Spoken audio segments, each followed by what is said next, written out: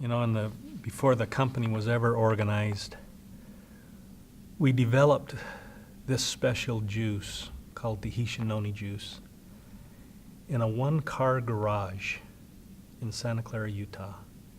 It was actually the one-car garage on the side of the house that my family was living in. We converted that into a makeshift laboratory.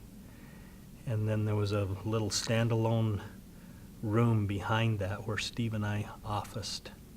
It was about 150 square foot office space that we officed at. But in this one-car garage, this makeshift lab that we created, or that we built, we created this juice that was later named Tahitian noni juice. So I think it's appropriate that we're here in the lab because that's where it all started, with two food chemists searching and looking and studying, trying to find a way to help people. I remember the very first experience with this had to do with trying to find something we could do that was good. That was it. Something we could do that was good as fathers. Something that would have an impact. I remember getting home and researching noni instead of no-no, and finding out that this fruit was really incredible. I remember writing a business plan, first time I've ever done that in my life, to try to raise money because Steve and I couldn't place the product with an existing company. They were an hour or two late for the meeting. We almost left, but I'm glad we stayed. And what they had to say was so intriguing. It grabbed me immediately. Now, John was being sort of coy. He didn't want to say noni. He even called it Baga juice because we didn't want them to know what it was. And Baga was actually one of the names, the common local names that is used for this fruit in parts of India. Of course, Kim and I, after the meeting was over, we hadn't been able to talk during the meeting, but as we walked out to the car, I turned to Kim and I said, "Kim, do you feel it?" And I did. To me, it was a feeling like I'd come home. I almost had to literally beg Kelly to come and work for us. Kelly Olson.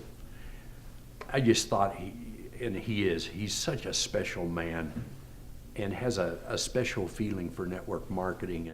And I can remember walking through that warehouse, I don't know, there was 120,000 bottles or something like that, wondering if we would ever sell all of that juice. But it actually became quite apparent that we would. We experienced a miracle here today.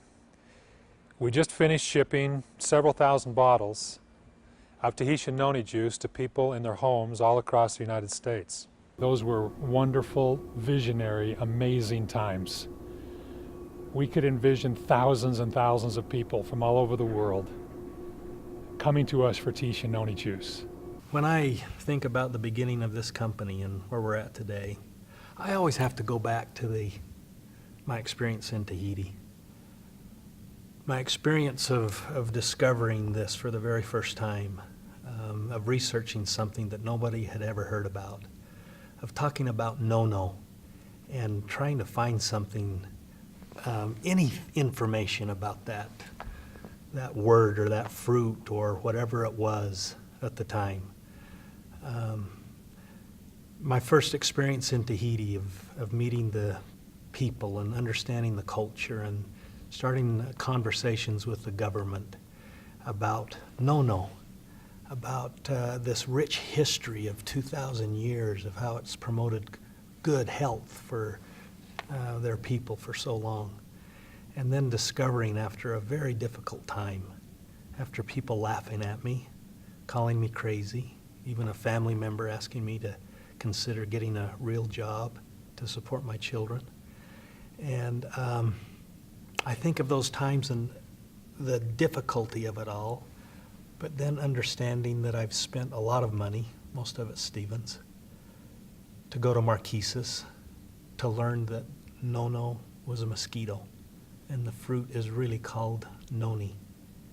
and then having an experience after that even that changed my life. The people were so kind to us. Some of Edward's friends and relatives arranged a special party for us. Unbeknownst to us, the night before we left, they invited us to come to their home, and they had music and they had dances and they had so much fun and food prepared. It was just it was an amazing outpouring of kindness and hospitality that really grabbed my heart, and I guess I've fallen in love with Tahiti and have been ever since. Morinda has become one of the major economical impacts on all of French Polynesia. We have made a huge impact on their financial prosperity and have helped them towards their goal of being self-sustaining. And we're very proud of this. We're very happy to see hundreds of families pick together as they pick the fruit together and be able to send the fruit to Tahiti from the other islands, and where they get paid cash. You know, it's interesting. When I had that experience in Nukuhiva so many years ago, an experience that still I'm reminded of every day, which gives me strength and drives me even to today. It's interesting that I felt this product would bless the whole world. And then we went back to our little laboratory, one-car garage laboratory, and started working on developing a product.